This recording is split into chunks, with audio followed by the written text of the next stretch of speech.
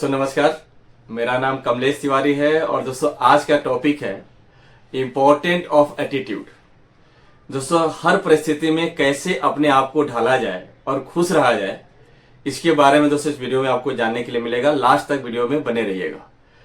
दोस्तों देखिए क्या होता है कि अगर मान लें अगर कोई किसी को गधा बोलता है तो वह गधा नहीं बन जाता, लेकिन अगर वह अपना स्लिप्स मोड़ना चालू कर दिया और बोलता है अच्छा तूने मुझे गधा बोला, अब वह गधा बना। क्यों? क्योंकि उसने स्वीकार कर लिया ना और उसके बदले रिएक्शन चालू कर दिया।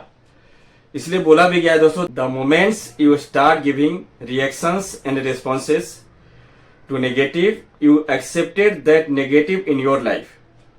Keep the attitude of not accepting.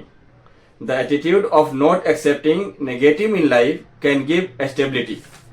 और दोस्तों इसीलिए किसी ने गधा तो बोल दिया, बोलने वाले तो बोल गए, लेकिन अगर हम स्वीकार नहीं करते तो हम गधा नहीं है।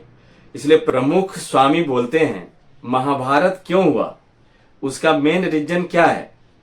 द्रौपदी जी ने क्या बोला, अंधे का बेटा अंधा, और यह बात दुर्योधन को दिल में लग गई, जिसकी वजह से महाभारत हुआ। सभी लोग यही मानते हैं, लेकिन प्रमुख स्वामी का एटीट्यूड बिल्कुल अलग है। अगर द्रौपदी नहीं बोली होती तो कोई और बोला होता, लेकिन दुर्योधन में यह समझ नहीं थी कि बोलने वाले तो बोलते हैं, मैं कहाँ अंधा हूं, चाहे कोई बोले। यह एटीट्यूड नहीं था दुर्योधन का, इसलिए महाभारत हुआ। द्रौपदी जी का कोई कसूर नहीं था। अगर द्रौपदी नहीं बोली होती तो कोई और बोला होता, तो दूसरी बार महाभारत करता क्या वो। इसलिए बोला गया है कि always care your defence system, attack तो चालू रहेगा। परिस्थितियों में आपका कैसा एटीट्यूड रहता है। प्रमुख स्वामी महाराज एक बार जब न्यूयॉर्क में थे और रूम उनको छोटा मिला, तो किसी ने बोला कि महाराज रूम छोटा है। महाराज बोले यह तो अच्छा है, बिजली कम लगेगा। एक वीक के बाद दूसरे जगह पर वो जाते हैं, वहां उनको रूम बड़ा मिलता है। किसी ने बोला स्वामी जी यह रूम बड़ा, तो स्वामी जी ने बोला अच्छा है, बड़ा रूम मतलब ज्यादा लोग बैठ सकेंगे। This is called attitude. अगर आपका एटीट्यूड सही है तो हर परिस्थितियों में आप बिल्कुल पॉजिटिव ढूंढ लेंगे। अभी विनोद खन्ना ऑफ हो गए हैं। उन्होंने एक प्रसंग लिखा था अमिताभ जी के बारे में कि एक बार शूटिंग में जाना था, उनको ट्रैफिक में थोड़ा आधा घंटा लेट हो गया, लेकिन अमिताभ जी अपने जीवन में सेट पर कभी लेट नहीं पहुंचे। शूटिंग के अनुसार ओवरकोट टोपी पहनना था। अमिताभ जी पहनकर रेडी हो गए थे, बहुत गर्मी थी, उनको पसीना चल रहा था। विनोद खन्ना जी पहुंचने के बाद बोले I am very sorry sir, इतना धूप में आप बैठे हो, इतना पसीना आपको चल रहा है। अमिताभ जी ने अपने आप को छूकर देखा, पसीना, वो सॉरी सर, आपको यह धूप और पसीना नहीं लग रहा है। विनोद खन्ना जी ने बोला। अमिताभ जी ने बोला I have come for your work, I am not a sensor like thermometer, what is the heat. मैं यहां काम करने के लिए आया हूं, मैं यह आशा में नहीं आया हूं कि वातावरण परिस्थितियां मेरे अनुकूल हो।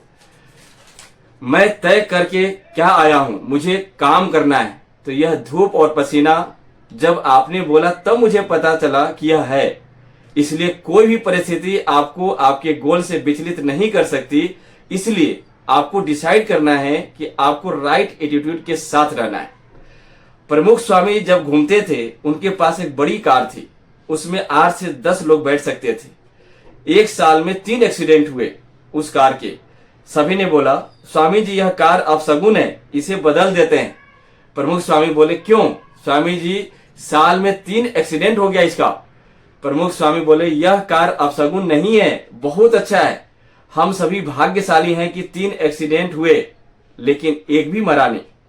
महापुरुष लोग अपने इसी एटीट्यूड के वजह से हमेशा शांत और गंभीर होते हैं, और हम लोग हमेशा फरियाद में रहते हैं, यह नहीं हुआ, वह नहीं हुआ, ऐसा होना था, वैसा होना था, उसने बिगाड़ दिया, यही चर्चा होता रहता है। कितना हुआ उससे आप आनंद लें, जो आपके पास है उसके लिए कृतज्ञ रहें, प्रभु को धन्यवाद दें, कंप्लेन एटीट्यूड का त्याग कर दें।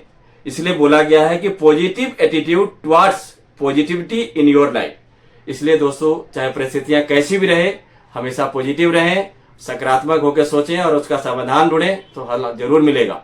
इसी के साथ आज की वीडियो को यहाँ पर फिनिश करते हैं। थैंक यू, बहुत बहुत धन्यवाद। कल मिलेंगे दूसरे वीडियो के साथ।